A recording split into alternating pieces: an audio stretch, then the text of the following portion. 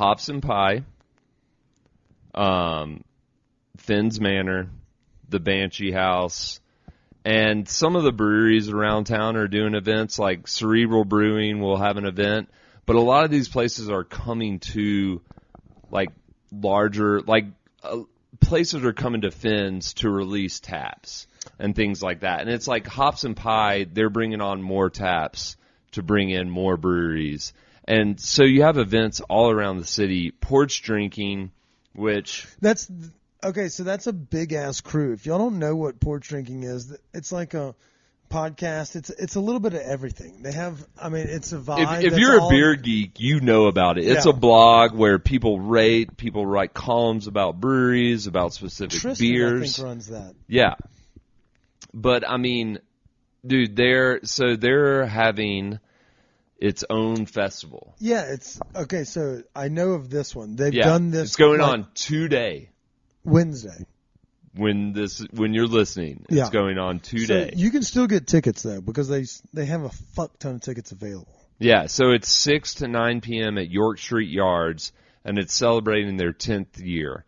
And the beer list includes Highland Park, Ale Song, Delicious, Almagam, Maplewood, and other local and national breweries. And tickets start at $60. Hey, that's a pretty good deal. Yeah, and then also nearby Cohesion Brewing will host an after party at 9 a.m. An after party at 9 a.m.? 9 p.m. My bad. Jesus. So, yeah, that's on Wednesday, but it starts tomorrow, like the onslaught of beer drinkers coming to Denver, because the festival goes Thursday, Friday, Saturday, and they have multiple slots at least Friday and Saturday, but Thursday I think they have an afternoon wave as well. But, yeah, so it's not just there. Like Chris mentioned, they have those locations, like Finn's does a bunch of fucking drops, but Hops and Pie, the pizza spot, but there's also places like Westbound and Down, who has their new Lodo thing. They're fucking throwing down a litany of new stuff in their new tap room as well. Dude, fucking Hops and Pie is bringing in extra taps to feature 50 beers at once. And some of their breweries that are coming on are like Jester King, Topping Goliath, Alchemist, Fremont, Maine Beer Company. So they've got like the more of the national coverage.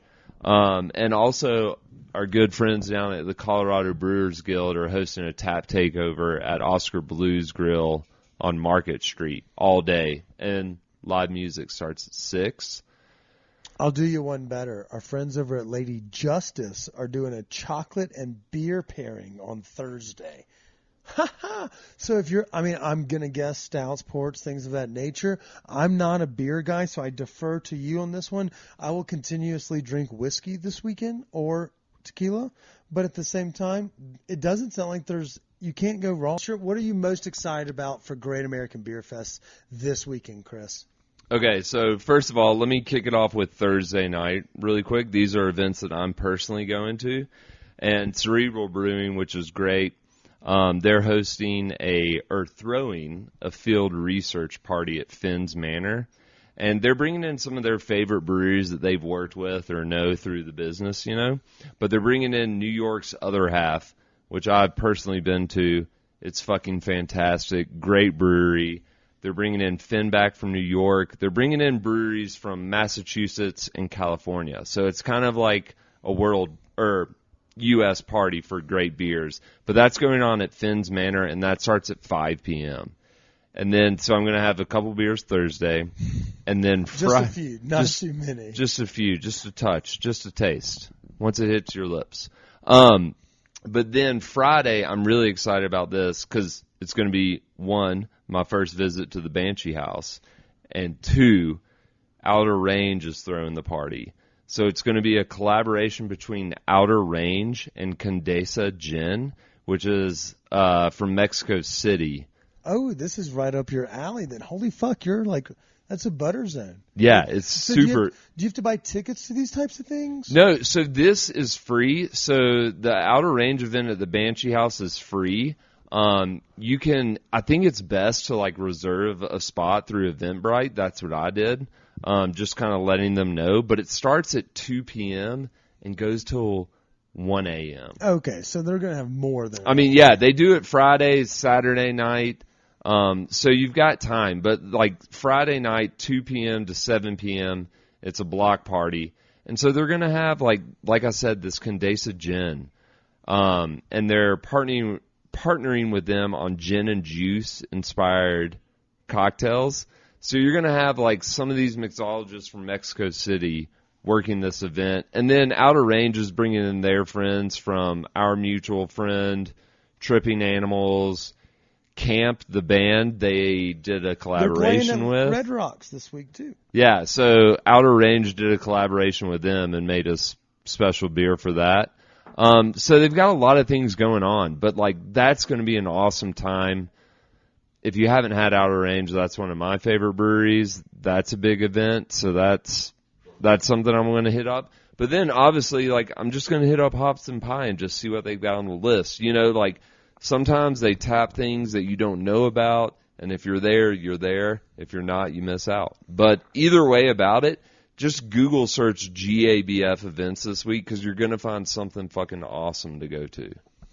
I love it, Chris. That's a perfect outline for the weekend. Obviously, if you have tickets to the event, go. Have all fun. Those things. But there's literally, because of those windows where if you're in the 5 o'clock to 8 o'clock or 9 o'clock, or if you're in the 2 to 5, then you can catch the other half of these taps and pourings. So that if you plan methodically and accordingly, you can definitely find something to do all parts of the day as a beer drinker. And with the SEC football slate this weekend, there's nothing to miss out on for the weekend. And it's just great to do this because, like, it's all these breweries coming in who work together. They're all friends. So them coming in, bringing their beers, like, you're not only going to, like, have awesome fucking beers that you've never tasted before or can only get once, twice a year, but you're going to be able to go to fucking restaurants we love, like Hops and Pie. I mean, if you're craving that Thursday night pizza, fucking go to Hops and Pie and grab some beer that you aren't going to be able to get any other time of the year. That's a great call. You sold it well, and Hops and Pie is a sturdy, reliable pie right there on Tennyson Street. So good call, Christopher. You know, and if you're feeling froggy, maybe you drink yourself to content or even further, and you're looking to kind of shake a tail feather, maybe move it around a little bit. There's a fuck ton of live music this weekend. You know, there's a little bit of everything from Glitch Mob to the So Far Sounds pop-up event with the it's a hidden music series that goes around Denver. It's called So Far, SOFAR, Sounds. And you can find tickets through their website. They sell out fucking quickly, but they may still have available some for Friday or Saturday. But there's also, like, Head for the Hills, if you're a bluegrass fan. You know, I've seen Head for the Hills back in the day. Yeah, good band, good things. And then there's also comedy shows. Former Cumtown star Stavros is in town. I don't even know how to say his fucking last name, but that fat bastard's doing 2 nights at Comedy Works. He's a famous comedian at this point, but once he did the podcast Cumtown, we should reach out to him and see if he wants to come on and promote the pod. But at the same time, it's just a huge weekend of things going on in that prime time weather that you were talking about earlier. And I think the last things that we could culminate before we dive into the wholesome activities for the moms and dads that are listening to this after dropping kids off at school, we want to remind all of the stoner community out there that Batch Extracts, our friends that did the pop-up last week, the ones that are going to do the movie night with us next week, their parent company, Bud and Mary, they're based out of, I think, Michigan. They're new on the scene here in Colorado, and they've hired us to spread the good word because we like their products. We know their team. They're doing great work. They've been on the medicinal side, and they're shifting gears into the rec scene. To say hello to the community, they're just giving fucking money away. Quite literally, $2,500 giveaway, Chris. Just to say, hey, we're new to the scene. We want you to know who we are. If this doesn't stick, what the fuck would? Free cash. If you're not listening to this, free cash. Go to any of the 200 plus locations where you can find Batch, the mix, which is their dissolvable. Love that. That shit works so goddamn. Oh, it hits so quick, and you can put it on anything, or you can just put it straight in your fucking mouth. I put it on chicken wings last night. Primo. Nice. Yeah, it was fantastic. And then they have a litany of other products. But if you haven't seen them before, you're about to see a lot more of them. Batch Extracts does distillate cartridges. They have a litany of different product SKU lines, I think it would be the term, or strains. I'm just ad-libbing this ad read, but I'm doing very well. You can go check out our newsletter. You can check out their social media page at Batch Extracts or at Bud and Mary. Just Bud and Mary. Like missionary sex, plain Jane, Bud and Mary. It's perfect. It's like fucking Wrigley. You type it in, you'll see it. And you can go to their website and you can see all of the locations where you can find these products. And when you walk in, you'll see a QR code. You scan that. You just put your information in to confirm you're 21 years old. You're automatically entered to win $2,500 fucking dollars. That's it.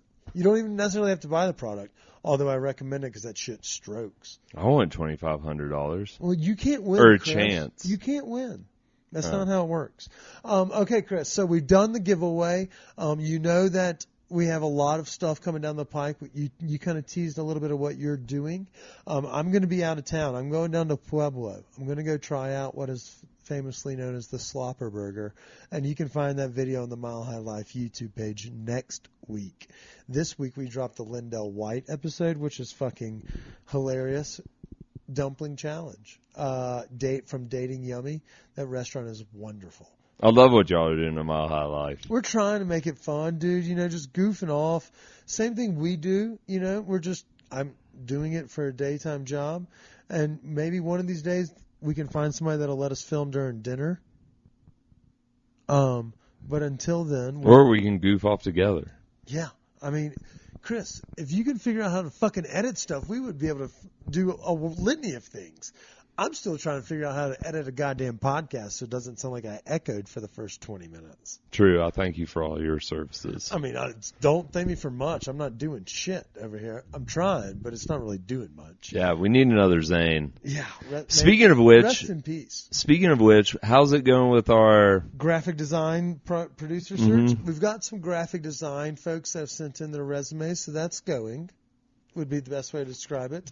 We'll have a couple test products out in the coming weeks on our social page, and folks can vote and help us to pick pretty much how to keep going forward. So it's going to be a lot of fun, and we're going to find the perfect fit, Chris. Don't you worry. But yeah, so there's a lot of cool shit going on this weekend. While I'm out of town, though, we have First Friday across the city. It's one of the last ones before the cold weather gets here. We have Santa Fe, Tennyson, Rhino. If you were going to do one, I know it's Great American Beer Fest. Which one would you do? I mean, personally, I think I like going down to Santa Fe. I mean, it's got a different vibe than Tennyson. Don't get me wrong, all the First Fridays are great. But like Santa Fe has got more art than the other locations, and it's just it's a part of town that you don't necessarily like go to as often. You know what I'm saying?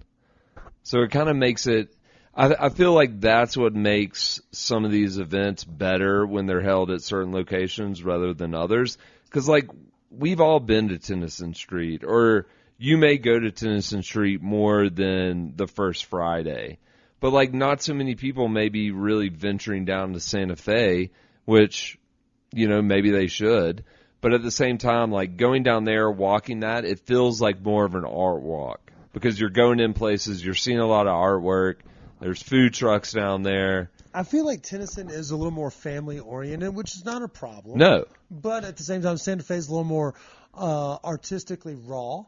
But it's weird. Like, sometimes when I go down to the one on Tennyson, I don't know. There's just not a lot of just, like, art hanging around. Like, you aren't walking into spaces, looking at pieces for sale, or just kind of, like, doing the whole art thing. It just feels like you're out there walking around, maybe grabbing a drink. There's a band that plays up in that balcony. But at the same time, like if you're going to like walk around, art, be in a new part of town that you don't necessarily visit, Santa Fe wins it hands down. I think it is great. I wish they would close down Santa Fe while they did it so you weren't limited to the sidewalk, but you do have a lot of that. They're pouring glasses in studios. You have a little bit more of those small avant-garde